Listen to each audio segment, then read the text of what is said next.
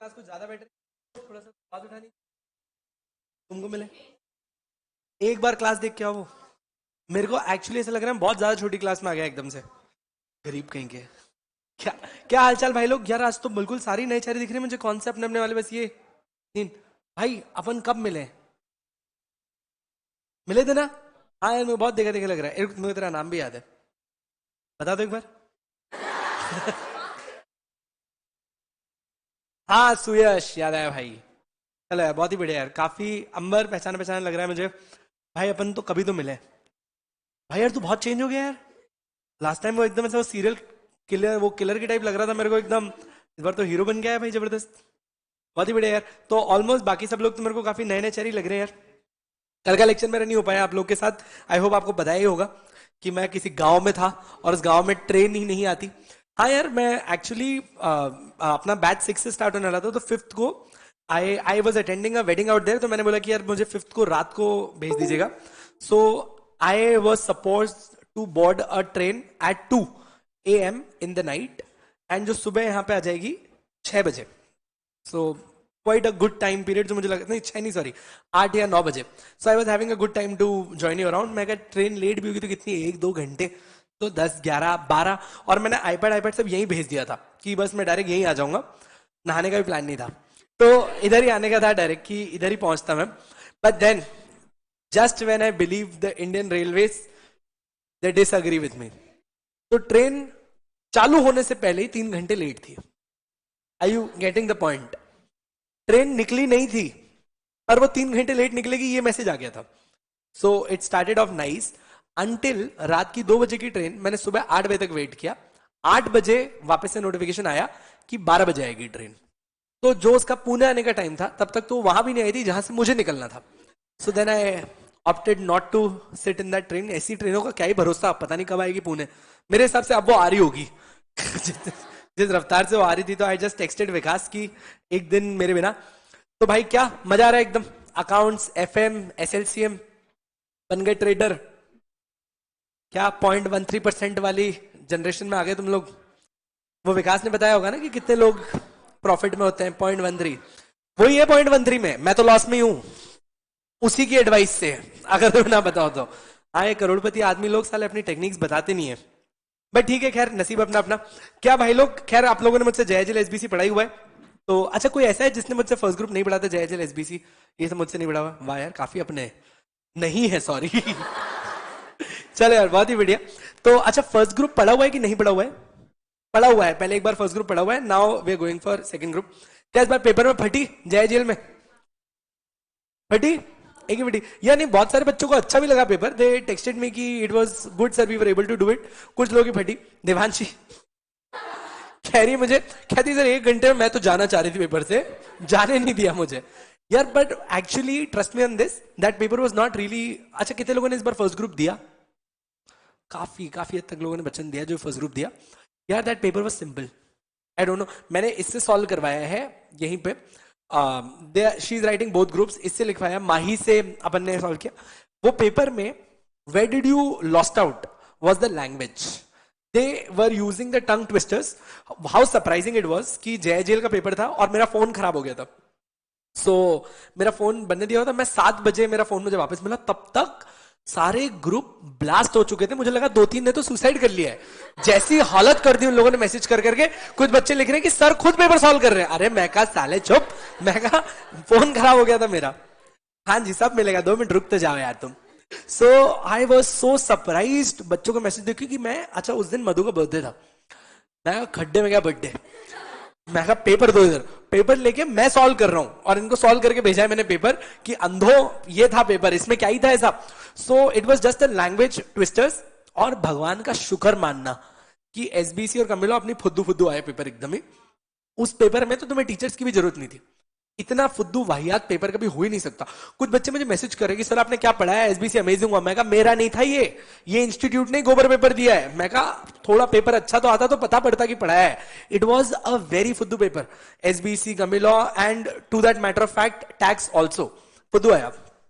दुआ करना कि ऐसे ही इतने ही डिफिकल्ट हैं, क्योंकि फर्स्ट ग्रुप इस बार जनरली बहुत सिंपल था, कायदे से इससे ज्यादा हार्ड आता है, और कंपनी लॉ एसबीसी ज्यादा घुमाता है पेपर को। जबकि इस बार एसबीसी में एक क्वेश्चन था कि सीआईआरपी की लिमिट कितनी है, मतलब 1 करोड़ का डिफॉल्ट हुआ तो सीआईआरपी करना है, ये 3 नंबर का क्वेश्चन था। मतलब तुम्हें समझ में आ रहा है क्या है। और जेएजीएल में आई वुडंट से कि पूरा पेपर ही ऐसा था, जेएजीएल में कुछ क्वेश्चंस बिल्कुल गलत थे, और वो इंस्टीट्यूट से डिसअग्री करता हूं मैं कि ऐसा क्वेश्चन नहीं पूछना चाहिए।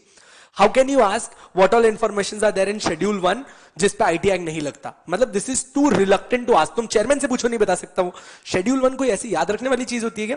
सो ये क्वेश्चन बिल्कुल ही गलत था, ऐसे नहीं पूछना चाहिए। आप पूछो ना कौन सी चीज पे आईटी एक्ट नहीं लागू होता, the question was on what information IT act does not apply. You could have asked this simple, आपको क्या करना, शेड्यूल 1 या 2 है। तो कुछ चीजें थी जो इंस्टीट्यूट ने रिलक्टेंटली गलत पूछा है।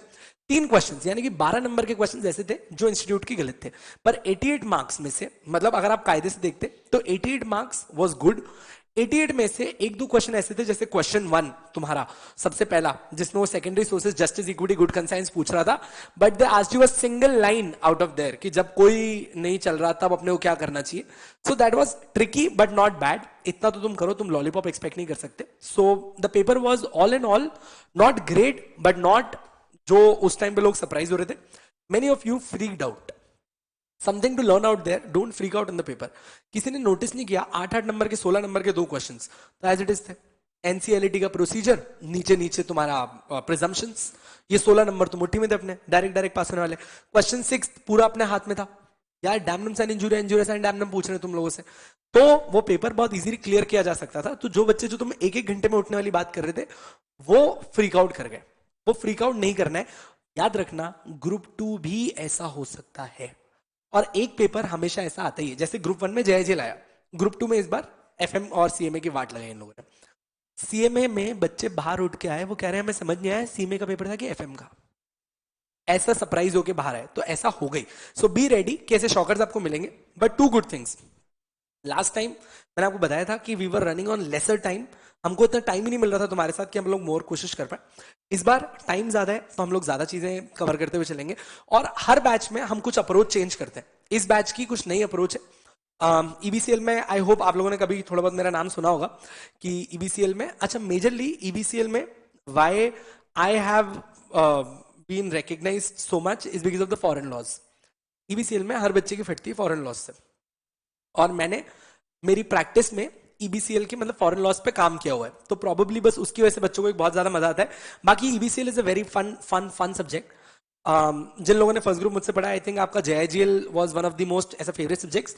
ईबीसीएल जेआईजीएल को बाईपास करता है, आस पास भी नहीं आएगा, और ये एक ही सब्जेक्ट है जिसमें मतलब यूल गो गागा, क्रेजी गागा की, मतलब बस यही पढ़ना है, बिकॉज वहां पे तुमने क्रिमिनल लॉज सीखे थे, यहां पर तुम सिविलाइज्ड क्राइम सीखोगे। सिविलाइज्ड क्राइम मतलब रेरा, जमीन हड़प ली, पिमला, पैसे लेके देश के बाहर विकास की स्टोरी कि मतलब ये मनी लॉन्ड्रिंग, ये सब तो काफी ही ज्यादा इंटरेस्टिंग है। बट ईबीसीएल आपकी इस पूरी मॉड्यूल का सबसे बड़ा portion, it is the biggest of all. Let me brief you up that what are we going to deal with together and how we are going to go about it. आपकी एक पूरी, अच्छा इस बार इस batches में कुछ changes किए मैंने, हर बार इंप्रूवमेंट का एक स्कोप था। इस बार का हम लोगों ने क्या किया है, मैंने ऑलरेडी फर्स्ट ग्रुप नवंबर में स्टार्ट कर दिया है, सो आई इंप्लीमेंटेड दिस फॉर 30 डेज, और उसी के बाद आप लोग को यहां पे बता रहा हूं। अब हमारा हर लेक्चर जब स्टार्ट होगा, हम पहले स्टार्ट करते ही रिविजन करेंगे। रिविजन करेंगे जितना भी अभी तक पढ़ा है अपन ने, सो दैट तुम्हारा क्लास में ही रिविजन होगा किस चीज का, प्रीवियस पूरे टॉपिक का। 1 रिविजन डेली, और ये अलग वीडियो अपन अलग फोल्डर में डाल देंगे इसको। तो एक रिविजन फॉलोड बाय उसी के बाद back to back answer writing. होता क्या है हर बार कि मैं क्वेश्चन आपको देता हूं, लेक्चर के एंड में आंसर लिखने जाते हैं, पर तब तक हम कंसेप्ट में इतना खो जाते हैं कि टाइम ही खत्म हो जाता है और फिर आंसर लिखना रह जाता है। इस बार उल्टा, पहले रिविजन, आंसर राइटिंग और फिर main lecture, so that we go more discipline. हर लेक्चर में ये मेक श्योर करना कि रिवीजन हो गई होगा, आंसर राइटिंग होगी। हाँ ऑफ कोर्स अगर कभी ऐसा सिचुएशन आया जहां पे कोई क्वेश्चन ही नहीं है तो उस दिन आंसर राइटिंग नहीं होगी, बाकी सारी होंगी। हम लोग मेक श्योर करेंगे कि हम पिछले 4 अटेम्प्ट के और ये वाला पेपर यानी कि 5 अटेम्प्ट के पूरे पेपर मैं आपको क्लास में सॉल्व करवा के लिखा के दे दूंगा। यानी कि रिवीजन में मैं आपको कोई भी मनगढ़ंत क्वेश्चन नहीं दूंगा, मैं आपको प्रीवियस ईयर का ही क्वेश्चन बाइफरकेटेडली दे दूंगा, वही क्वेश्चन अपने को आंसर राइटिंग करनी है। Which brings me to a very important point कि हम लोग 2 रजिस्टर्स बनाएंगे। कितने? 2। पहला रजिस्टर, पहला रजिस्टर होगा 200 पेजेस का, दूसरा भी 200 पेजेस का। फर्स्ट रजिस्टर में आप बाइफरकेट करोगे हाफ में, फ्रंट 100 पेजेस मेरे model answers, next 100 pages your homework answers, as simple as that. रोज तुम भी क्वेश्चन लिख के आओ, रोज मैं भी लिखाता रहूंगा, डिसिप्लिन में रहेंगे एकदम। सेकेंड होगी अपनी चार्ट बुक। अच्छा, अपन ने लास्ट टाइम जयजेल एसबीसी के अंदर खूब डिटेल्ड चार्ट बुक बनाई अपनी एकदम। इनफैक्ट अभी रिसेंटली मैं अंजुम माही इन सबको बिठाई रखा था कि हम लोग एक और चार्ट बुक कंप्लीट ही कर रहे थे आप लोगों के लिए। तो what we are trying to say, chart book से जिन लोगों ने चार्ट बुक पूरी बनाई थी, आपका एंड में रिवीजन बहुत लाइट हो गया होगा। क्योंकि समझो, ये जो मेन बुक्स आपको भी मिल रही है ना यार, ये है एबीसीडी। बचपन में नर्सरी में एबीसीडी सीखी, सेकंड थर्ड क्लास में एबीसीडी नहीं सीखी जाती। एंड में तुम लोग सबसे छोटी बुक को रेफर करना पसंद करोगे। तो ये एक चार्ट बुक है जो हर टॉपिक का एक डिटेल्ड चार्ट मैं आपको यहीं बनवा के दूंगा। आपको बस उसको फेयर करना चाहना है, अपने वहां पे आंसर्स में लिखते जाना है, बनाते जाना है। सो this is one your chart book, this should be your revision book. इसको अपन अभी बनाएंगे और इसको कब यूज करना है वो अभी बस मैं नेक्स्ट स्टेप में बता रहा हूं। मेक श्योर करो, लास्ट टाइम का मेरा एक्सपीरियंस ये बोलता है कि बच्चों को सेल्फ स्टडी का टाइम ही नहीं मिल रहा था। इसीलिए आपको इस बार का आपका टाइम शेड्यूल पता होगा, that you are coming early and you will be getting free early. आपको अभी तक आपका शेड्यूल बताया, सुबह कितनी बजे स्टार्ट कर रहे हो और दिन में कितनी बजे खत्म कर दोगे? समझ में आया? ये जानबूझ के तुम्हारे लिए किया ताकि तुम्हें सेल्फ स्टडी का टाइम मिले, क्योंकि हर बच्चा सेल्फ स्टडी से ही पास होता है। याद रखना, तुम लेक्चर से पास नहीं हो रहे, तुम सेल्फ स्टडी से ही पास हो गए। इसीलिए इस शेड्यूल को चेंज किया गया। 8 2 3 और 4, आप 4 तक तो एट मैक्स फ्री हो ही जाओगे। मेक श्योर करना यहां से घर मत जाना, मेक श्योर करो कि लाइब्रेरी लगाओ। I am already talking with Vikas कि क्या कोई भी क्लास आफ्टर लेक्चर्स खाली है जहां पे तुम सब बैठ के वहीं पे जाके पढ़ सकते हो। सिंस अभी हम लोगों ने लॉ भी स्टार्ट कर दिया तो इवनिंग में लॉ के लेक्चर्स चलते रहते हैं, इसलिए शायद हमारे पास क्लासेस खाली नहीं है। अगर क्लास खाली हुई तो तुम सबकी सिटिंग वैसी सेट करवा दूंगा मैं। नहीं हुआ, जॉइन अ लाइब्रेरी। A1 से आदत बनाओ, जाते जाते अपना पार्ट पढ़ के जाओ, खत्म करके जाओ, नहीं तो फेल है, लिख के ले लो। तो फर्स्ट डे से आदत बना लो, it's a new year resolution kind of thing. यहीं पढ़ना है और उसके बाद टाइम पास करो घर जाके, जो तुमको करना है करो, यहीं पढ़ के खत्म करके निकलो। अब सर मेरे रिवीजन के लिए कितना टाइम लगेगा, मैं फर्स्ट मोमेंट ही बता देता हूँ। EBCL is too damn crazy to study, तो तुमको रिवीजन करने में ज्यादा टाइम नहीं लगेगा। और जो चार्ट मैं यहाँ पे बनवा के दे रहा हूँ अपन उसी से बाद में रिवीजन करेंगे, और जो क्वेश्चन में दे रहा हूँ वही बस आंसर राइट करना और दफा हो जाओ। मेरे लिए सिर्फ 30 से 40 मिनट चाहिए मुझे इस सब्जेक्ट के लिए। मेरे हिसाब से एसएलसीएम में भी इतना ही लगेगा, 30 to 40 minutes. Accounts FM Harish sir आपको बेहतर बताएंगे, वो मैं क्यों नहीं बता रहा क्योंकि दैट इज समथिंग प्रैक्टिकल, मुझे उसका आइडिया भी नहीं है। एसएलसीएम मैंने भी कभी जीवन में पढ़ाया हुआ है तो मुझे पता है कि उसमें रिविजन कितनी देर लगेगा। तो विकास और मेरा मिला के 1.5 घंटा, और मेरे हिसाब से हरीश सर का भी 1.5 घंटा होना चाहिए, is more than sufficient for us. First day से आदत बनाओ, बी वेरी प्रैक्टिकल। चार्ट से रिविजन करना है, रिविजन खत्म हुआ, क्वेश्चन उठाओ, आंसर लिखा, हमारा काम खत्म। सेकेंड सब्जेक्ट रिवीजन करा, आंसर लिखा, खत्म। मेक फर्स्ट डे से आदत बना लो ताकि तुम्हारे को कोई प्रॉब्लम आएगी ही नहीं। अकाउंट्स एफएम में अगर सर बोलते हैं एमसीक्यू सॉल्व करने तो एमसीक्यू सॉल्व करो, whatever he says is the best part. मेरा पार्ट मैंने आपको बता दिया, यहीं पढ़ के जाओ और खत्म करो। नेक्स्ट प्रॉब्लम लास्ट बैच में क्या आई थी, एंड ये सब मैं यूट्यूब पे बोल रहा हूँ बिकॉज हर बैच में कुछ ना कुछ प्रॉब्लम्स आती है, we should be open to admit it कि how do you come up with a plan. बच्चे संडे को या तो टेस्ट के साथ चोक हो रहे थे कि पढ़ के आ ही नहीं पा रहे थे टेस्ट देने के लिए, जिसकी वजह से वो खुद ही हम लोग को फोर्स नहीं कर रहे थे कि टेस्ट मत दो, दे वर साइलेंट कि टेस्ट बोलेंगे तो पढ़ेंगे कब। दैट वाज अ चोकर।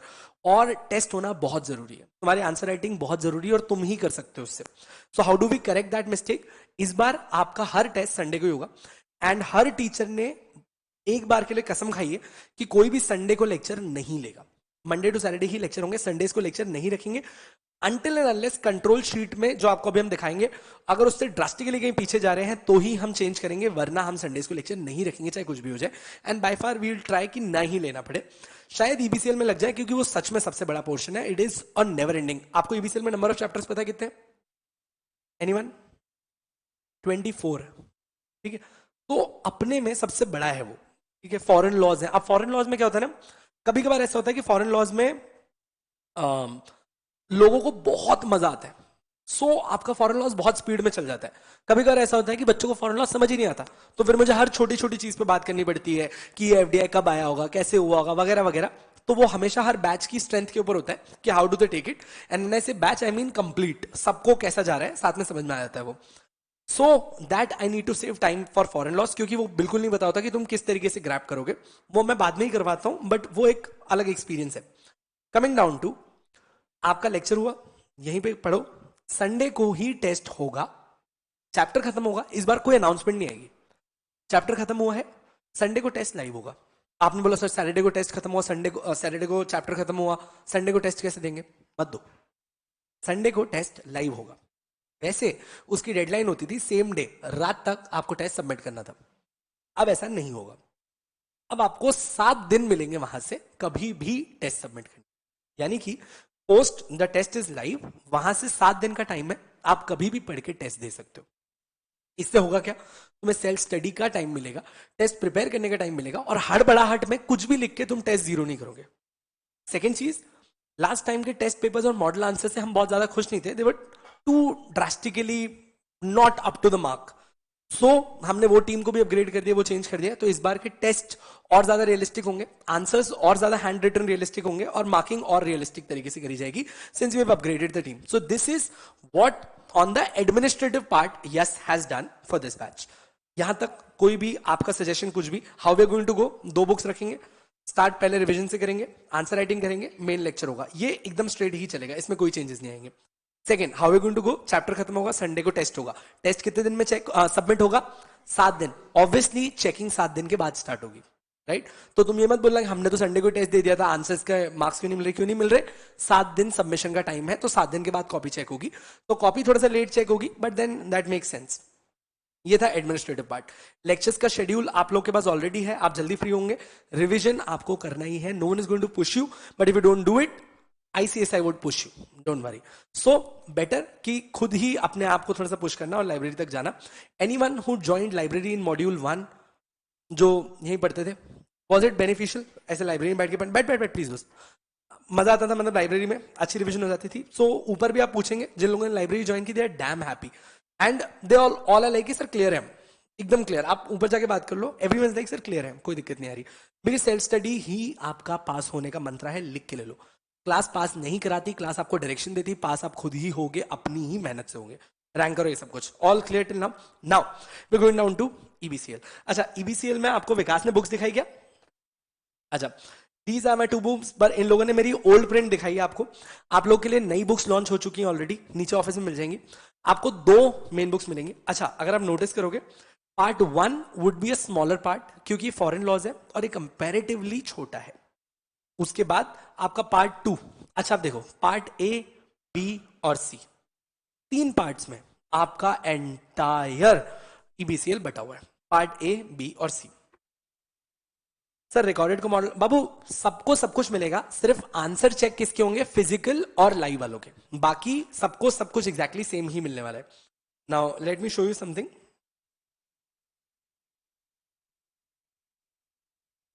यार मैंने इसको स्टार्ट, वेट। अच्छा, आप लोगों को अपनी इंस्टीट्यूट की वेबसाइट यूज करना आती है अभी भी कि नहीं आती?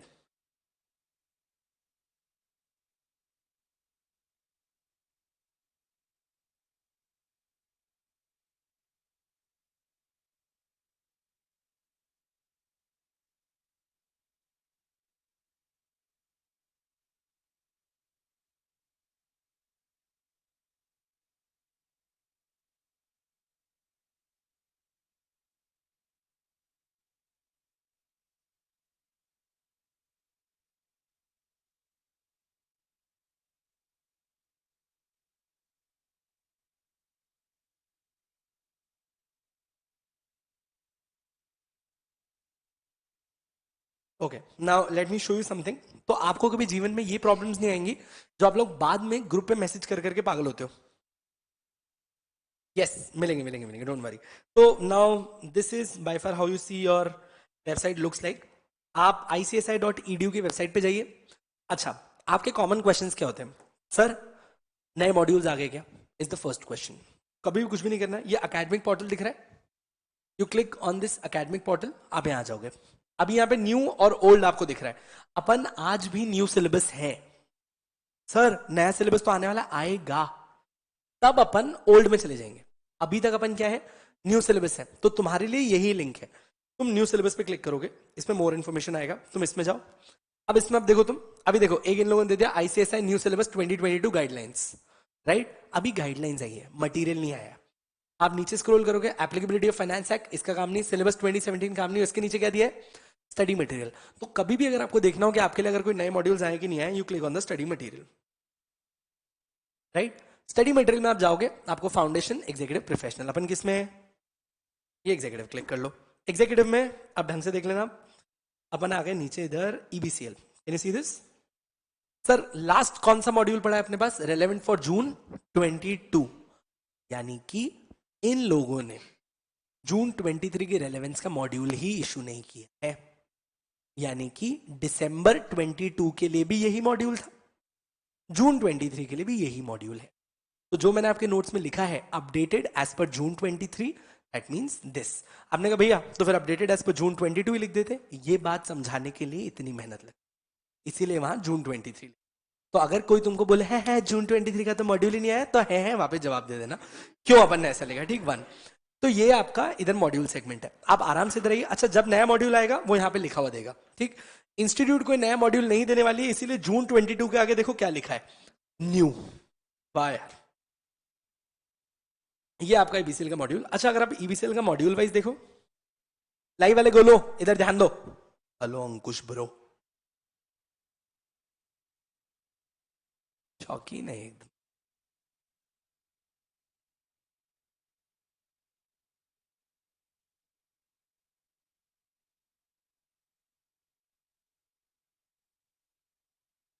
बुक ही खोली है।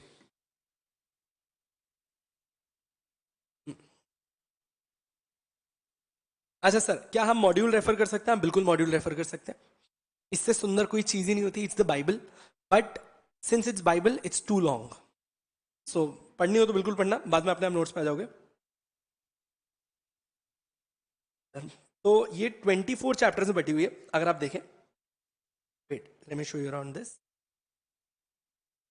ये देखिए, part A, B, C. Part A में 1 to 11 चैप्टर्स है, पार्ट बी में सिर्फ एक ही चैप्टर है, पार्ट बी में सिर्फ एक चैप्टर और खत्म। अच्छा, अगर आप बाइफर्केशन वाइज देखोगे ना, तो पार्ट बी तुम्हारे किस्मत में मेरे जैसा है, वरदान, 25 मार्क्स अकेला, कंपटीशन लॉस सिर्फ 25 नंबर के लिए। अच्छा, उसके नीचे तुम देखोगे part C, business and commercial laws. अच्छा, दिखने में नहीं बहुत ही छोटा सा पार्ट लगता है, पर साला ये सबसे ज्यादा टाइम खाता है। अगर तुम देखो चैप्टर 13 से लेके 24 तक इधर है, ये सब मिलाकर देता है 35 नंबर, ये सब मिलाकर देगा 35 नंबर। और पार्ट ए ऐसे दिखने में 11 चैप्टर्स हैं, पर ये छोटे चैप्टर्स हैं, और ये देता है तुम्हें 40 नंबर। तो कायदे से जब मैं किसी बच्चे को अटेम्प्ट करवाता हूं, तो मैं उसको अटेम्प्ट करते हुए अलग अलग स्ट्रैटेजीज बताता हूं कि हम लोग कैसे पेपर देंगे, बी सी ए या फिर बी ए सी अटेम्प्ट कैसे करना है, वो मैं बताऊंगा आप लोगों को कि किस तरीके से अटेम्प्ट करना है। बट एक चीज श्योर करना कि हमारा पेपर हम स्टार्ट करते हैं कंपटीशन लॉस से, क्योंकि 25 नंबर डायरेक्ट जेब में आके पड़े रहते हैं, उसके बाद अपने को आराम से खेलना है इधर उधर। तो it's very easy to clear EBCL, अगर खाली एक अच्छी स्ट्रैटेजी बना के जाए तो।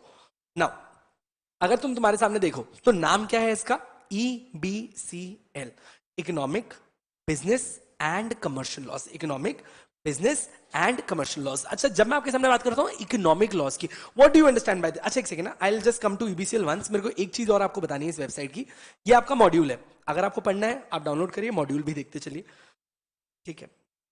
इसके बाद आप वहीं पे वापस आ जाएंगे एकेडमिक पोर्टल में ही, ये देखो इधर आपको एक सप्लीमेंट्स नामक चीज दिख रही है। सप्लीमेंट्स मतलब अमेंडमेंट्स, जो आप पूछते हो ना, are there any new amendments for this, are there any new amendments for this, वो यहां दिखेगा आपको। जैसे मैंने आपको लास्ट टाइम एसबीसी के अमेंडमेंट्स करवाए थे फर्स्ट ग्रुप में, अपने जेआईजेल का कुछ भी नहीं आया था, एसबीसी का आया था। तो मैं इधर आया और मैंने देखा भाई दिसंबर 2022 के लिए कोई अमेंडमेंट्स आए हैं क्या, मैंने उठाया। वैसे ही अब यहाँ पे नेक्स्ट टाइम क्या दिखेगा, जून 23, मैं इधर आया दिसंबर 22। अगर आप दिसंबर 22 में देखें तो इन लोगों ने जेआईजेल का कोई अमेंडमेंट नहीं दिए थे, इन्होंने सिर्फ अपने को क्या दिया था, एसबीसी और ईबीसीएल। अब देखो तुम ईबीसीएल में लास्ट टाइम कितने अमेंडमेंट्स थे, एक पेज। एफडीआई में इन्होंने बोला कि एलआईसी में 20% की कैप आ गई है, और ये कंडीशन उन्होंने वापस से लिखी थी, जबकि एलआईसी मैंने ऑलरेडी इन बच्चों को पढ़ाया हुआ था। सिर्फ ये लिमिट नहीं आई थी ब्रैकेट पर, पूरा टॉपिक देने के लिए उन लोगों ने इतना बड़ा टॉपिक दिया, पर खाली 20% की लिमिट थी, और कंपटीशन एक्ट में एक लाइन ऐड करी थी। अब ये इतना बड़ा दिख रहा है, पर इसमें सिर्फ एक ही लाइन थी बस इतनी सी amendment to form to measuring of CCIS towards ease of doing business, बस यही नया आया था। सो ये वाले अमेंडमेंट्स आपके नोट्स में कवर्ड हैं, यानी कि हम दिसंबर 2022 तक इंस्टीट्यूट ने जो भी दिया है वो सब कुछ मैंने आपके नोट्स में कवर करके रखा हुआ है। तो हमारे लिए इस वेबसाइट पे एज ऑफ नाउ कुछ भी नहीं है। स्टिल अगर आपको कभी भी लगता है तो आप इस वेबसाइट पे आ सकते हैं। सर इस वेबसाइट पे और हमारा कोई काम है, रिजल्ट वो बताऊं कहां देखना है? गुड, तो जब आएगा तो मैं बता दूंगा रिजल्ट कहां देखा जाता है। एज ऑफ नाउ बस यही अपना काम है, इसके अलावा बाकी सब कुछ इधर टाइम पास है। तो अपना न्यू सिलेबस के अंदर जाना और तुम अपना पूरा पार्ट वहीं से परफॉर्म करोगे। लाइव वाले बोलो समझ में आई बात? इधर बोलो भाई लोग। अब मैं आपको आपके नोट्स दिखा देता हूं एक बार।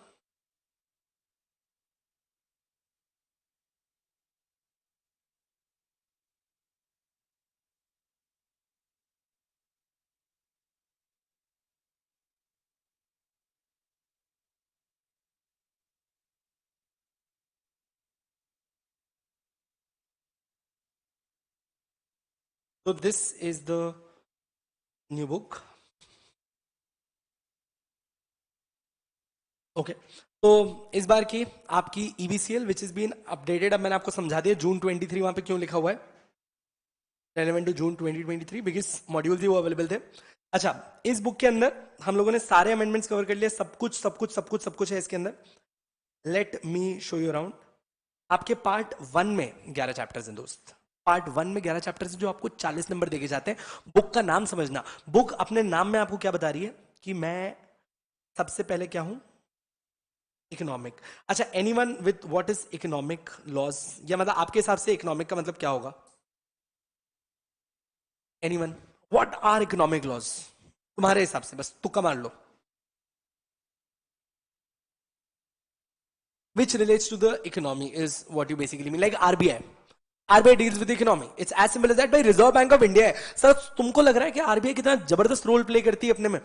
देखो मतलब as much as I hate RBI for now, but RBI बहुत इंपॉर्टेंट रोल प्ले करती है। कोविड आया था सर, कोविड आया, किसी को लगा था कि अपन 2 साल घर के अंदर बैठेंगे? नहीं, आरबीआई को लग गया था। आरबीआई को पहले से ही पता था कि कोविड में इतना टाइम लगने वाला है, भाई इकोनॉमी क्रैश होगी। तुम नोटिस करके देखो आरबीआई ने तुम्हारे साथ क्या किया। अच्छा, एफडी नामक वर्ड सुना है किसी ने? फिक्स्ड डिपॉजिट्स, हाँ जी। तो एफडी पे कितना इंटरेस्ट मिलता है जनरली? एक बहुत ऐसा 5, 5.5, 6%। ये तुम इसलिए बोल रहे हो क्योंकि तुम भाई साहब अभी अभी एफडी वाला सेगमेंट देख रहे हो। अगर कोविड से पहले तुम मुझसे एफडी की बात करते ना तो 7.5%, कोटक महिंद्रा 8% भी देता था एफडी पे। एफडी करो, अच्छा 8% भी कोई अच्छा इंटरेस्ट नहीं है, बट 8% हाईएस्ट होता था। सीनियर सिटीजन को 8% देते थे ये लोग एफडी में। जैसे ही कोविड आया, अच्छा एक बात समझना, कोविड में प्रॉब्लम क्या होगी, लोगों को पैसा नहीं मिलेगा तो लोग पैसा नहीं उड़ाएंगे। आरबीआई को चाहिए था कि तुम पैसा उड़ाओ, तुम पैसा अपने पास रखो, तो इन लोगों ने फट से एफडी का इंटरेस्ट गिरा दिया। इन्होंने कहा हम एफडी पे देंगे 3% इंटरेस्ट। अच्छा एक सेकेंड, 3% इंटरेस्ट का मतलब समझ रहे हो तुम? हर साल महंगाई 4% से बढ़ती है और ये तुम्हें तुम्हारे पैसे पे 3% का रिटर्न देंगे, मतलब हर साल तुम्हारा पैसा 1% से कम होगा। मतलब अगर आज तुमने 1 लाख रुपए दिया तो तुम्हें 1,04,000 देंगे, और तुम्हारे 1,04,000 की वैल्यू आगे चल के वैसे भी 1,05,000 की हो जाएगी, मतलब जरूरत 1,05,000 की बढ़ेगी, तो तुम नीचे ही जाओगे एफडी करके। FD is the dumbest investment, ठीक है। आरबीआई ने पहले तुमसे तुम्हारी एफडीआं तोड़वाई कि तुम पैसा बाहर लेके जाओ। अब सेकंड चीज हुई, आरबीआई ने कहा तुम लोगों को पैसों की जरूरत पड़ेगी क्योंकि है नहीं तुम्हारे पास, तो उन्होंने अपने लोन के इंटरेस्ट गिराए। उन्होंने कहा loan low, personal loan 8%। I am not kidding, मैंने एक घर खरीदा था, अब तो बन गया, अब तो रह रहा हूं सालों। अब क्या कर रहे हो? अब तो रह रहा हूं। हाँ, मैंने एक घर खरीदा। सो ये आरबीआई ने हिम्मत दी मुझे और अब वही तोड़ रही है। तो आरबीआई के जब मैं घर खरीदा था तो मैंने एक बजट बनाया कि अरे ना मैं 1 करोड़ का घर खरीदूंगा। सर्च करना स्टार्ट किया तो अच्छा 1 करोड़ मतलब मुझे लोन नहीं चाहिए था। मैं 1 करोड़ में कैश देके खरीदूंगा घर, बस खत्म, मेरे को लोन नहीं चाहिए था। धीरे धीरे धीरे धीरे मुझे आगे घर पसंद आया और पसंद आया और पसंद आया। एंड में जाते थे मैं जहां रुका, बोलने की जरूरत नहीं, बस मैं फट के 74 हो जाए इतना आगे चला गया मैं। जितना ओरिजिनल बजट था उससे तो मैं 200% ऊपर था ऐसा। तो वहां पहुंचा तो विकास बोला लोन ले ले, सिंपल। और विकास की इन्वेस्टमेंट लोन्स में कभी बात नहीं मानूंगा, अब मैंने मेक श्योर कर लिया यार। तब मैंने लोन लिया 6% पे। 6% कोई लोन होता है? अबे इससे ज्यादा तेज महंगाई बढ़ रही है, 6% का लोन तो वरदान है। नक्की, मैं कहा डन, लोन ले लो। सर मैंने लोन लिया 6% पे। मैं सिर्फ तुमको एक टेंटेटिव बात बता रहा हूं, मैंने ईएमआई कराई 240, 240 मतलब 20 साल। और लोन का टेन्योर ना हमेशा बड़ा रखना चाहिए। क्यों? इन बिटवीन जब तुम्हारे पास पैसे आ जाएंगे रीपे कर देना। लोन का टेन्योर छोटा होगा तो वो इंटरेस्ट स्टार्टिंग में ज्यादा मारेंगे, टेन्योर बड़ा होगा तो इंटरेस्ट कम लगता है। It's simple science. अगर मैं तुम्हें 20 साल इंटरेस्ट देने वाला हूं तो तुम स्टार्टिंग में मुझसे कम इंटरेस्ट लोगे, पर अगर मैं तुम्हें 10 साल ही इंटरेस्ट दूंगा तो तुम स्टार्टिंग में मुझसे इंटरेस्ट ज्यादा खींचोगे। इट्स बेसिक साइंस, ठीक है। सो मैंने क्या किया, ले लिया 20 साल का लोन। 10 महीने मैंने इज्जत से ईएमआई उतारी, मैं बहुत खुश था। अचानक से कोविड हटने लगा और आरबीआई को फील हुआ कि इंडिया में डिफ्लेशन आ रहा है। अब इंडिया में रेपो रेट चेंज कर, रेपो रेट वर्ड सुना होगा तुम लोगों ने। तो उन्होंने, अभी मुझे नहीं पता अगर तुमने कभी ध्यान दिया हो, तो उन्होंने बोला कि हमने 50 बीपीएस से इंटरेस्ट बढ़ाया, फिर 50 बीपीएस, फिर 100 बीपीएस। ऐसा कुछ बीपीएस वर्ड सुना था क्या? No, BPS is basis point, ठीक है। और बीपीएस ही बोला था उन लोगों ने, वो तुम लोगों ने डायरेक्ट कहीं से कोई रैंडमाइज न्यूज पढ़ी होगी तो तुमको परसेंटेज दिखा दिया होगा, वरना आरबीआई इन्फ्लेशन बीपीएस के हिसाब से बढ़ाता है। 50 बीपीएस का मतलब होता है 0.5%, 100 बीपीएस का मतलब होता है 1%, ठीक है। मेरा लोन 6% पे बहुत खुशी से चल रहा था, मैं खुश, मुझे अमीरों वाली फील आ रहे थे, मुझे कोई दिक्कत नहीं थी। अच्छा, अब इन्होंने रेपो चेंज किया। रेपो चेंज होते ही इंटरेस्ट रेट चेंज हो जाता है। रेपो का मतलब होता है उस अमाउंट पे जिस पे आरबीआई बैंक्स को पैसा देती है। अगर रेपो बढ़ेगी तो बैंक भी मुझे महंगे में देगी इंटरेस्ट। अगर आरबीआई बैंक को 5% चार्ज कर रही है तो बैंक मेरे को 6% चार्ज करेगी। अगर आरबीआई बैंक को 8% चार्ज कर रही है तो बैंक मेरे को 9% चार्ज करेगी, क्योंकि बैंक को भी तो कमाना है। तो ये बढ़ाते जा रहे हैं, तो मेरा ध्यान नहीं गया। कुछ दिन पहले हम सब बैठे थे घर पे, समझना रेपो रेट का कितना फर्क आता है। मैं मान लो फॉर एन एग्जांपल 1 लाख रुपए महीने की ईएमआई भरता हूं, मतलब मुझे अगर 240 महीने भरना है, मतलब 2 करोड़ 40 लाख रुपए भरूंगा, सिंपल। ये मेरे को उनको देना था। अभी जो रेपो रेट उन्होंने चेंज किए और महंगाई लाई, इंटरेस्ट बढ़ाए, मेरा हाउस लोन 6% से चेंज होके हो गया 8.5%, मतलब 2.5% का फर्क आया। आपने कहा ठीक है 2.5% फर्क आया, क्या ही होगा। उन लोगों ने मेरी ईएमआई का अमाउंट नहीं बढ़ाया, क्योंकि किसी से बिना पूछे उनका ईएमआई अमाउंट नहीं बढ़ाया जा सकता, ये आरबीआई का रूल है।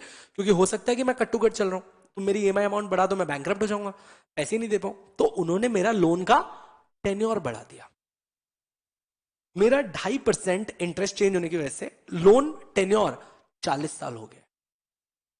240 मंथ से मैं 480 पे हूं। तुम्हें समझ में आ रहा है? इसका दूसरा मतलब 2.5% इंटरेस्ट रेट से मेरा 2 करोड़ से लोन बढ़ गया है, अगर 1 लाख रुपए ईएमआई के हिसाब से। इतना फर्क आता है इतनी सी रेपो रेट चेंज होने में। सोचो, अगर खाली 2.5% से मेरी बुनियाद हिला दी तो ऐसे पूरे देश की हिली होगी। क्या तुम्हें पता है कि कोविड में इंडिया एंटिसिपेट कर रहा था कि हम बुरी तरीके से रॉकेट नीचे घुसेंगे, खाने पीने की भूख मरेगी। पर do you know that highest number of property purchased were in Covid. आपके रजिस्ट्रार स्ट्राइक पे चले गए। मैं रजिस्ट्रार ऑफ कंपनीज नहीं बोल रहा हूं, थोड़ा सा आप कंपनी जाके बाहर आओ। रजिस्ट्रार जो प्रॉपर्टी रजिस्टर्ड करते हैं, वो बात है, वो स्ट्राइक पे चले गए। हमने उनसे पूछा भाई क्यों गए? कह रहे हैं इतने रजिस्ट्रेशन है कि हमारा काम ही खत्म नहीं हो रहा, हम रात को घर नहीं जा पा रहे। या तो इनको बोलो कि और लोगों को अपॉइंट करें, या फिर लोगों को बोलो महंगे में खरीदे। ये कोई मजाक बना रखा है? वो लोग स्ट्राइक पे चले गए क्योंकि प्रॉपर्टी रजिस्टर नहीं कर पा रहे। और महाराष्ट्र नंबर 1, हम कोविड में भी बेस्ट, प्रॉपर्टी में भी बेस्ट, महाराष्ट्र भी यार खत्म। हाँ, हम नहीं हर रहे भाई, हमने कहा मर्रा खरीद प्रॉपर्टी, ऐसा चल रहा था हमारा। तो आरबीआई ने बोला भाई साहब इनकी थोड़ी फाड़नी पड़ेगी। और हरीश भैया ने एक बहुत अच्छी डायलॉग मारी थी। हरीश भैया बोले भारत के लोग हैं, मैं बोल नहीं पाऊंगा क्या बोले थे वो, पर रहने दो समझ ही गए होगे तुम। कह रहे तुझे समझ में आ रहा है चिराग, नाल सस्ती हुई है तो लोग घोड़ा खरीद रहे हैं, इंटरेस्ट रेट 2% से कम हो गया तो लोग घर खरीदने निकल गए। अबे गंवार, घर थोड़ी सस्ता हुआ था, घर महंगा ही था, सब लोग इंटरेस्ट रेट देख के खरीदे जा रहे हैं। अच्छा, उस टाइम पे भी मार्केट टूट रहे थे, लोन कम करने से बात नहीं बनी। आरबीआई फिर बाहर आई। अरे कह रहा स्टैम्प ड्यूटी नाम की चीज सुनी है? सुनी होगी तुम सबने स्टैम्प ड्यूटी। बोले क्या तुम लोग अपने हो रहे, 6% स्टैम्प ड्यूटी देते हो। 6% स्टैम्प ड्यूटी ज्यादा होती है सर। आप समझो, अगर 2 करोड़ का आपका घर है, 6% स्टैम्प ड्यूटी मतलब 12 लाख रुपए देने आपको। 12 लाख रुपए फॉर नो गुड रीजन, ऐसे ही चले जाएंगे। अब सुनने में 2 करोड़ 12 लाख लगता है, अलग अलग करो तो 12 लाख है वो, जो ज्यादा ही है। उन्होंने कहा तुम हमारे अपने हो, तुम्हारे लिए स्टैम्प ड्यूटी 4%, और अगर अपनी बीवी के नाम पे खरीदा तो 3%। तो हम सब 4 पे रुक गए। हमने कोई बात नहीं, 1-8% ऊपर नीचे, पर ये नहीं करेंगे हम। हाँ, तो 4% था, डन, सब खुश, सब धमाधम प्रॉपर्टीज खरीदते गए। विकास ने तो एक प्रॉपर्टी का स्टैम्प पहले भर दिया, प्रॉपर्टी 3 महीने बाद खरीदी। ऐसा भी किया जा सकता है, एक पहला अग्रीमेंट टू सेल कर लो, अग्रीमेंट टू सेल करके वो स्टैम्प ड्यूटी भर के आ गया, और सेल बाद में होती रहेगी। बोलो एक बार ले लो, क्योंकि मार्च आ गया था, क्योंकि अगली बार से वापस से स्टैम्प ड्यूटी रिवाइज होने वाली थी। सो नाउ ये आरबीआई थी जो इन्फ्लेशन संभाल रही थी। Can I say these are your economic laws जो आरबीआई संभाल रहा है। अच्छा, ये तो था इंडिया में पैसा। अच्छा, स्टॉक मार्केट देख रहे हो तुम्हारा, यही जो तुमको पढ़ा रहा है ना एसएलसीए में आदमी, देखो आदमी बहुत इंटेलिजेंट है, ब्रिलियंट है, जान है मेरी, पर साले ने बहुत नुकसान करवाया कोविड में। कोविड स्टार्ट हो रहा था। अच्छा, मैं ना बहुत एमेचर इन्वेस्टर हूं, एज अगेंस्ट, मुझे मार्केट का आइडिया बहुत अच्छा होगा, बट मैं इन्वेस्टर अच्छा नहीं हूं। Vikas is a great investor plus trader. मैं ट्रेडर अच्छा हूं, मैं इन्वेस्टर अच्छा नहीं हूं। ट्रेड करने के लिए बोलो शॉर्ट सेल करके भाग जाऊंगा मैं। इन्वेस्टमेंट्स मुझे नहीं समझते, विकास को इन्वेस्टमेंट्स बहुत अच्छे समझते हैं। तो जब कोविड स्टार्ट हो रहा था तो आई टोल्ड हिम दैट विकू क्या करना चाहिए, कहते बेच दे सब कुछ, मार्केट क्रैश हो जाएगा। मैं कहा आर यू श्योर, कहता वेरी मच, सब बेच दे। तो मैंने मेरे ब्रोकर को फोन किया, विशाल को, मैं कहा विशाल सब बेच दो। वो मेरे को चीख के बोला कि यार नहीं, बोले मार्केट करेक्ट करेगा खुद को, ये सही रहेगा, बात मान, इंडियन मार्केट कोलैप्स नहीं होगा, ट्रस्ट मी। मैं कहा मेरी एक्सपर्ट से बात हुई है। क्या ही बताऊं अब उसको। मैं कहा मेरी एक्सपर्ट से बात हुई है, मार्केट क्रैश होने वाला है, नहीं हो पाएगा, आई एम सॉरी, नहीं करना है। कहता है चिराग प्लीज मेरी बात है। मैं कहा प्लीज सेल इट। जब से बेचा तब से मार्केट जो ऊपर गया है, मैंने 18% रिटर्न लिया 3 साल होल्ड करने के बाद, यानी कि 6% पर ईयर का रिटर्न, जो मुझे एफडी पे भी मिल जाता। अगर मैंने विकास की बात ना मानी होती तो मैं 70% रिटर्न लेता। तो मैं विक्कू के सामने आया, मैं थोड़ी शर्म आ रही खुद के ऊपर। कहता है यार पता नहीं क्या हो रहा है, लगता है यूएस का मार्केट इंडिया के मार्केट को होल्ड करके बैठा है। मैं कहा उनकी खुद की लंका लगी हुई है, मैं वो क्या होल्ड करेंगे। बोले नहीं नहीं, उन्होंने संभाल रखा है मार्केट। तो भाई ने फिर एडवाइस दी, अब इन्वेस्ट कर और ऊपर जाएगा। मैंने फिर इन्वेस्ट किया। तब से एक चीज तो श्योर हो गई कि मैं एक्सपर्ट तो बदल लिया, क्योंकि वही है 0.13 में, मैं 99.86 पे ही हूं। उन वो लॉस खाने वाले लॉन्डो के साथ ही खड़ा हूं मैं कहीं, ठीक है, क्योंकि लगातार उल्टा चला जाता हूं। पहले 18% का प्रॉफिट कमाया था, अब 18% लॉस। सो कायदे से मैं दोनों तरफ ही नहीं हूं, मैं 0% पे खड़ा हूं कहीं जाके। 3 साल में मैंने कुछ भी नहीं किया, बस पैसा था, पैसा है, महंगाई बढ़ गई। सो हाँ ना यार, अभी क्या करने का, अब ठीक है अपना ही लौंडा है, मार भी तो नहीं सकता, प्यार जो करता है। तो अच्छा अब एक सेकेंड, इंडिया में तुम एक चीज देख रहे हो आजकल, जेप्टो, किसी ने सुना है? जेप्टो, डंजो, जोमैटो, स्विगी, उबर, ओला, और वो उबर है जो उबेर उबेर करते हैं उनके लिए, ठीक है, उबर, ओला, भाई क्या भाई स्टार्टअप्स है यार। I am not even randomly kidding, you want to try it up. मैंने अभी ना उस दिन न्यू ईयर के दिन स्विगी से खाना ऑर्डर किया, तो I called for pizza, I called for some blah blah blah blah blah 2-4 things. मम्मा ने बोला कि मुझे एक वॉफल खाना है, I called for a waffle, मीठी चीज होती है। तो मम्मा ने मेरे को बोला कि चिराग वॉफल जला हुआ है, ठीक है, 4 वॉफल्स मंगाए थे, एक जला हुआ था। मैंने उनको मैसेज किया that all the waffles are burned. उन्होंने कहा फोटो भेजो, मैंने एक ही फोटो 4 बार अपलोड किया। यार उन्होंने एक बार में पैसे रिफंड कर दिया। तुम्हारे साथ कभी ऐसा हुआ, you ask for a refund and they give you a refund instantly? Zepto, आप, मैंने ना उस दिन जेप्टो से सीताफल मंगाए, वो फल भी नहीं था, वो टेनिस बॉल जैसे आए थे, टप्पे खा रहे थे। मैं कहा ये कौन सी सीताफल भेजे तूने? तो मैंने वापस मैसेज किया, मैं दिस इज पैथेटिक। बोले सर वे sorry, keep the sitaphal with you, wrap it in newspaper. मैं कहा ये तो मुझे पता है। बोले अबे आगे सुन, पैसे भी वापस भेज रहे हैं, वो भी रख ले तेरे पास ही, पैसे भी भेज दिए। यार मुझे एक बात बताओ, ऐसे ये स्टार्टअप्स कैसे चलेंगे यार? रिफंड भी कर देते हैं भाई साहब, सर्विस भी इतनी ऐप्ट देते हैं, और फ्री पॉकेट ही चल रहा है सब कुछ, बहुत बढ़िया मेरा तो। How do they survive? ऐसा कुछ तुम्हारा आइडिया? हमने भी किया। अब भिखारी हो, मेरे सच में हुआ था, वो तो खाली थोड़ा सा 3 वॉफल के लिए झूठ बोला मैंने, हाँ 4 में से। तो बाकी क्या, कैसे चल रहे होंगे यार ये? मेरा लॉस होगा और क्या होगा? बाइजूस नाम सुने? क्या बोलते हो, प्रॉफिट मेकिंग हो लॉस मेकिंग होगा? कितना लॉस? अबे 10% पे भी नहीं पहुंचा तू उनके। बायजूस ने पिछले क्वार्टर में 7 करोड़ का नेट प्रॉफिट बोला। मैंने कहा चलो प्रॉफिट में तो आई, कोई बात नहीं। फिर उनका ईयर एंड आया, लास्ट क्वार्टर फिर ईयर एंड था। लास्ट क्वार्टर में बायजूस ने 4200 करोड़ का लॉस बुक किया। कितना? 4200 करोड़। 42 करोड़ तेरा बाप यहां छोड़ के गया था, तेरी मां। समझ में आ रहा है? 4200 करोड़ किसको कहते हैं? और वो 1 साल का लॉस है, समझो। और वो सबसे आज तक लॉस ही खा रही है। कैसे चल रही है? फंडिंग बाहर से आ रहा है, एफडीआई। ये बाहर का एफडीआई है जो इंडियन में ये स्टार्टअप इतने मजे ले रहे हैं। ठीक है, कोई भी स्टार्टअप को देख लो। उस दिन अविनाश आया। अच्छा, Avinash happens to be my flatmate. हम दोनों 5-6 साल साथ रहे। Now he shifted to Bangalore. उन्होंने खुद की कंपनी स्टार्ट की, Leela private gamings limited, and they are doing good. No, they not. So they are trying to do good अभी। ठीक है, they are building a game and they are technical difficulties. अच्छा एक second, मेरा दोस्त है, इतने दिन बाद पुणे आएगा। I am believing. घर बनाया मैंने, और काफी बड़ा घर बनाया मैंने, आके रह सकता है वहां पे। घर भी नहीं आया, मेरे को फोन किया, बोले Chirag I am staying in Westin, आजा।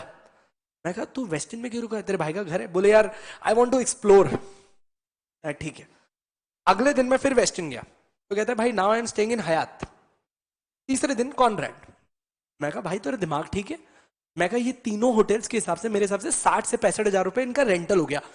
तू इतना मुझे देता, हम सब बाहर रह लेते कहीं। तेरे पास, तेरे लिए पूरा रो हाउस था यार, कैसी बातें कर रहा है, कैसा आदमी है। तो बहुत ही चिल, एकदम खुश। मैं कहा यार अभी गेम बन गया? कहता नहीं। तो मैं कहा लीला में चल क्या रहा है? बोले अभी प्रोटोटाइप बनाया हमने। What do you mean by prototype? A sample of what you are going to make. तो अभी तक उसके गेम में एक आदमी बना है जो गन लेके यूं यूं दौड़ता है और ऐसे ऐसे ऐसे गोली मारता है, खत्म। इतना ही। तो मैं कहा तू ये कैसे कर रहा है फिर? कहता है यार फंड रेज किए हुए हमने $10 मिलियन।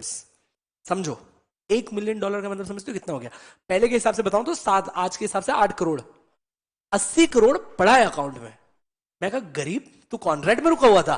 80 करोड़ मेरा अकाउंट पड़ा, मैं पूरा कॉन्ट्रैक्ट बुक करके रहता, छत पे बैठा रहता कि भाई साहब को आना नहीं चाहिए अंदर। अब तुम समझो 80 करोड़, अभी समझो ये फंडेड है। फंडेड है तो पैसों की दिक्कत ही नहीं है, ये बाहर का पैसा है। पर एक सेकेंड, हमारे लिए बहुत अच्छा है, ये लोग बाहर से पैसा लाते हैं, कंपटीशन बढ़ता है, कंपटीशन बढ़ता है, तुम्हारा फायदा होता है। तुम सोचो, अभी डंजो आया था यहाँ पे, एक अपने यहाँ पे इंडिया में एक डंजो करके क्या आई थी। डंजो मतलब तुम्हारा प्राइवेट नौकर जो बाहर खड़ा है। ठीक है, ऐप पे बुक करो, 10 रुपए ज्यादा लेता था। और भाई साहब 10 रुपए में मेरी मम्मी के लिए दही ना लाऊं जाके, वो आदमी दौड़ के मेरे लिए जो बोलूं वो लेके आ रहा है। तो काफी अच्छी रेट है भाई, इतने में तो मैं नहीं जाता। तो डंजो ने अभी रेट बढ़ाई।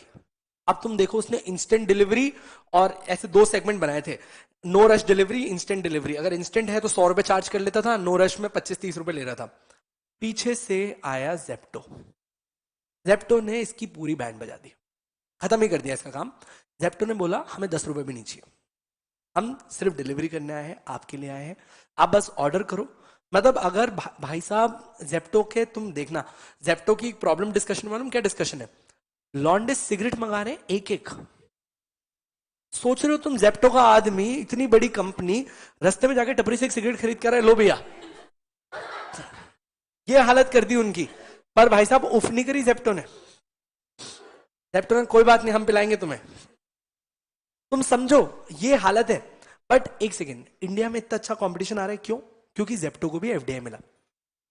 ये अलग अलग लोगों को फंडिंग मिल रही है, इससे तुम्हारी इकोनॉमी पावरफुल हो रही है। अगर तुम्हें ना बताओ, देखो हमारा देश आज महान है और भगवान करे हमेशा रहे, पर अगर तुम थोड़ी सी पीछे हिस्ट्री देखने जाओगे ना, पट के 74 हो जाएगी अपनी। जब अपनी आजादी मिली थी ना अपने को 1947 में, तुम सोचो। अच्छा, आजादी में सबसे बड़ा रोल आप किन किन का मानते हैं? एक पूरा Bhagat Singh and there league, ठीक है, अपन उनको देते। और गांधी जी कहीं ना कहीं। अच्छा, मोस्ट ऑफ और many of you might not like Gandhi ji, that could be for many good reasons, but ठीक है, अभी अपन लोग गांधी जी की बिचिंग करने नहीं बैठे यहाँ पे। अपन मुद्दे की बात कर रहे हैं कि भाई गांधी जी ने भी कुछ तो रोल प्ले किया होगा, शायद आपको ना पसंद है, शायद आपको पसंद है, आपने रोल प्ले किया होगा। नेहरू, सरदार भाई पटेल, ये सब लोग थे जो पॉलिटिकल साइड से एक प्रेशर बना रहे थे। Gandhi ji was known because he was like ahimsa, don't fight and give it. आजादी मिली 47 में, अगस्त में। जनवरी 48 में गांधी जी को मार दिया। कभी नोटिस किया? He fought like for his entire life कि आजादी मिले, और 4 महीने आजाद भारत में नहीं रह पाए वो। जनवरी 1948, 3 शॉट डेड। जैसे 4 गोलियां चली थी, 3 गांधी जी को, एक उसने खुद को मारने की थी, गोडसे ने नहीं मार पाया था, बट ये 4 थी।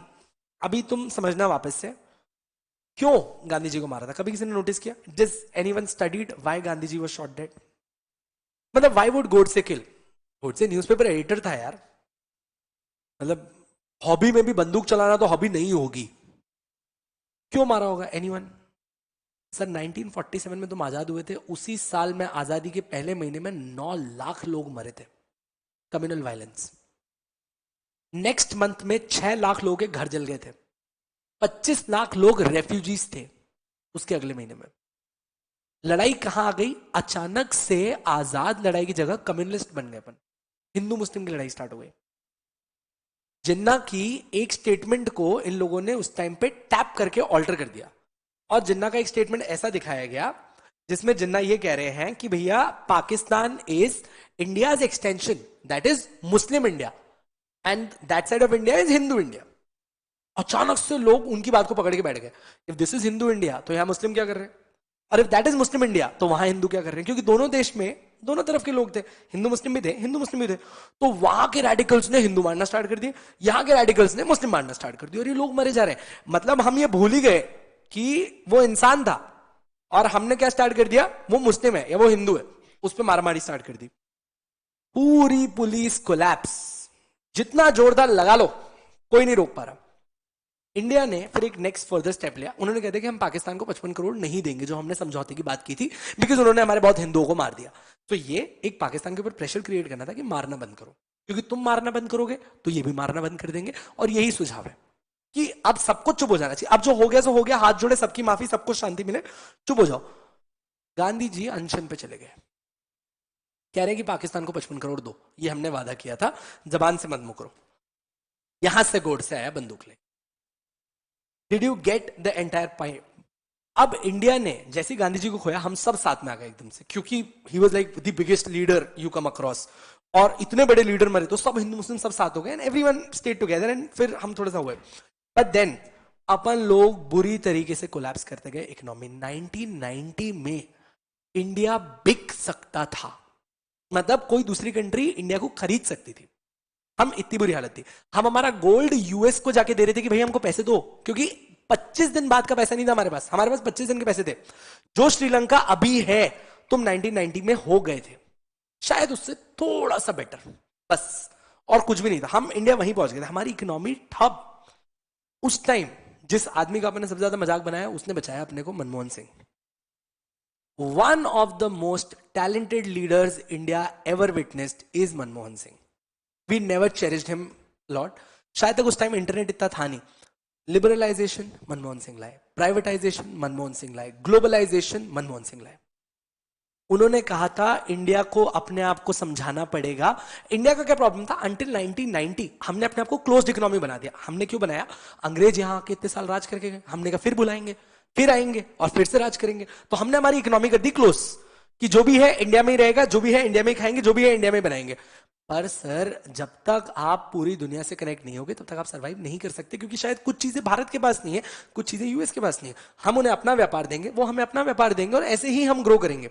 ये बात सिखाई तुमको 1990 में मनमोहन सिंह ने, और 1991 में आया तुम्हारा लिबरलाइजेशन, ग्लोबलाइजेशन, प्राइवेटाइजेशन, जहां से हमने कहा जाने दो इनको बाहर और आने दो बाहर वालों को इधर, हम ध्यान रखेंगे।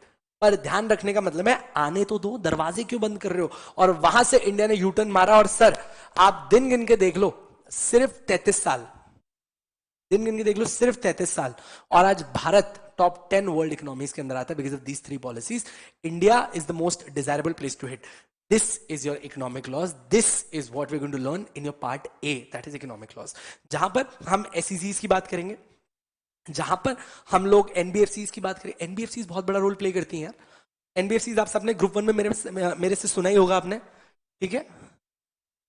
हाँ जी, बहुत ही बढ़िया। तो सर अभी बात करो, एनबीएफसीज बहुत बड़ा क्रेडिट क्रिएट करती है मार्केट में। ये सब कुछ जो हमारी इकोनॉमी से डील करता है, आरबीआई, एफडीआई, ओडीआई। ओडीआई क्या होता है? Thank you for that full form translation, but what does that mean? आपने कहा वो तो नहीं पता। ओडीआई, वेरी गुड यार। फॉरेन डायरेक्ट इन्वेस्टमेंट है जब बाहर से मेरे देश में पैसा आ रहा है। ओवरसीज डायरेक्ट इन्वेस्टमेंट है जब मेरे देश से बाहर पैसा जा रहा है। As simple as that. तो ये सारी चीज अपन पढ़ेंगे पार्ट ए में, 2000 और economic laws. Then part B is only one chapter, that is competition law. I think competition law को थोड़ी ज्यादा इज्जत दे दी गई है, बट ठीक है, इससे हम पास होते हैं इसलिए अपन इसका कोई क्रिटिसाइज नहीं करते। सो कॉम्पिटिशन लॉ को इतना भी देने की जरूरत नहीं थी, बट कॉम्पिटिशन एडवोकेसी में CS can practice. Competition cases में एक CS can defend and can go ahead as a prosecution as well. इसीलिए इस चैप्टर को हाईलाइट किया गया। जैसे एसबीसी में लेबर लॉज बड़ा बड़ा करके दिया था इन लोगों ने, क्यों दिया था? क्योंकि लेबर लॉज में, लेबर ट्रिब्यूनल्स में सीएस प्रैक्टिस कर सकता है। वैसे ही कॉम्पिटिशन एक्ट को भी इतनी इज्जत इसीलिए दी है क्योंकि तुम उसमें प्रैक्टिस कर सकते हो। Sir best part, competition act is too damn easy, too damn interesting.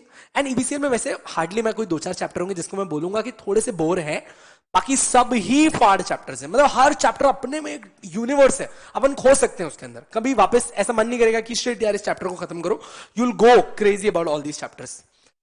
25 number competition act. फिर आता है तुम्हारा पार्ट सी। पार्ट सी का सिर्फ एक प्रॉब्लम है, they have made it too lengthy.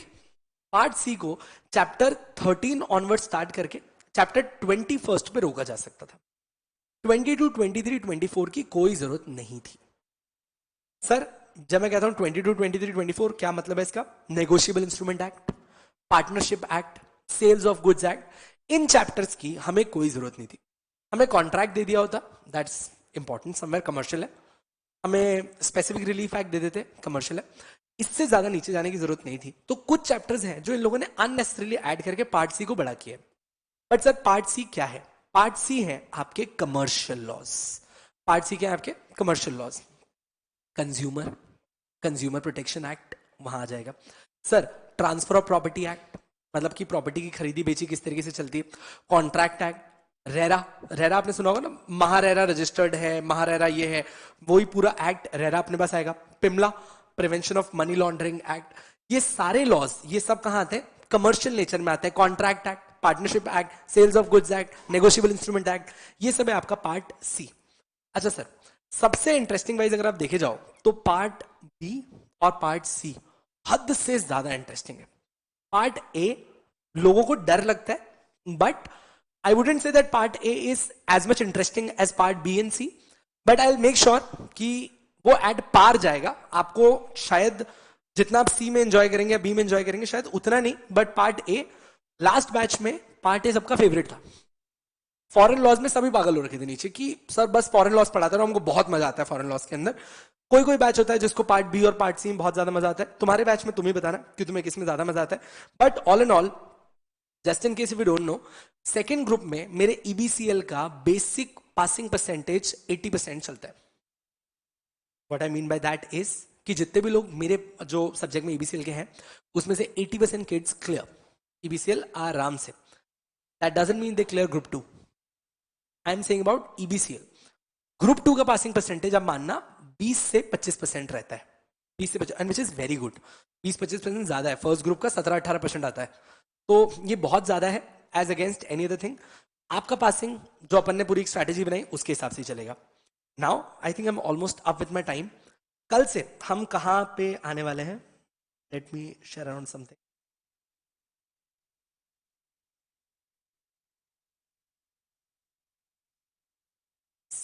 This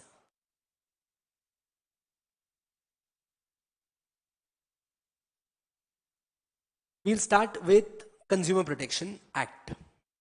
This is the chapter. Are you able to see it? तो consumer protection act के साथ स्टार्ट करेंगे। अभी के लिए सिर्फ एक बस बेसिक सी चीज थी। सर टोपा बहुत अच्छा लगता है। सर मुझे लगा आप क्रिकेट वाला ओडीआई पूछ रहे हो।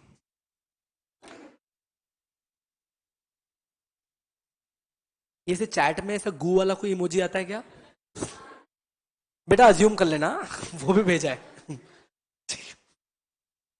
कमिंग बैक, अच्छा चैप्टर 13 है। हर चैप्टर से पहले मैं आपको उसकी एक्सपेक्टेड मार्क्स चांसेस बताऊंगा कि कितने क्वेश्चंस आ सकते हैं। ऑल्दो मुझे पता है तुम एंड में एनालिसिस शीट में मरोगे सब जाके, बट स्टिल आपको एक एक्सपेक्टेड एंटिसिपेटेड बता दूंगा कि कितने नंबर के आप इससे क्वेश्चन एक्सपेक्ट कर सकते हैं। कंज्यूमर प्रोटेक्शन एक्ट सब तकरीबन मानिएगा एक question a very good chance 2 questions, पर एक तो मिनिमम आएगा ही आएगा, एंड सिंपल क्वेश्चन आता है इसमें से फॉर श्योर, बहुत सिंपल आता है. This chapter should be taking around 10 lectures for us, we have given 10 lectures. ये उससे जल्दी भी हो सकता है because it's a very simple chapter. First chapter को मैंने 10 लेक्चर्स क्यों दिए, क्योंकि स्टार्टिंग के 1-2 लेक्चर्स तो वैसे ही वेस्ट होते हैं अपने बातचीत करने में, इंट्रोडक्शन में, इन सब में, इससे जाता है. बाकी कायदे से ये 6 to 8 लेक्चर्स के बीच का चैप्टर है. ठीक है. अच्छा, हाँ जी नमन, बिल्कुल मैं जरूर डाल दूंगा. आपकी तरफ से कोई question regarding this book, regarding any discussion और any suggestion you want me to do और चेंज?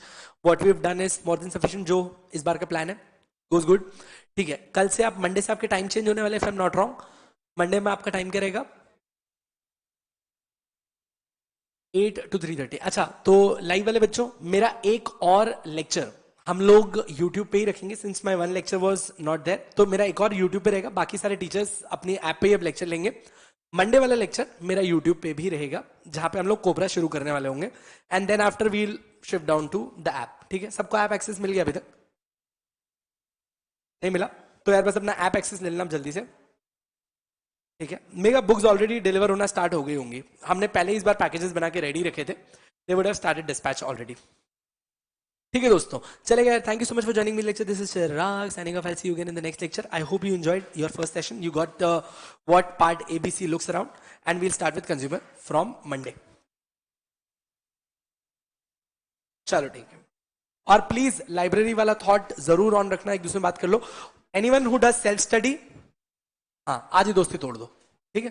सेल्फ स्टडी नहीं करनी अपन ने. डाउट आए तो दोस्तों से पूछ लेना. सेल्फ स्टडी वाले देखो, तैरते तैरते एक डूबे से अच्छा है. I am sorry group, I am very sorry, group मत करना, ग्रुप से दूर हो जाना. कोई ग्रुप वाला नहीं है ना यहाँ पे? होंगे 100%. है ना? तुम दोनों ग्रुप वाली हो, सगे वाली. तू तो स्टडी वाली बन पहले.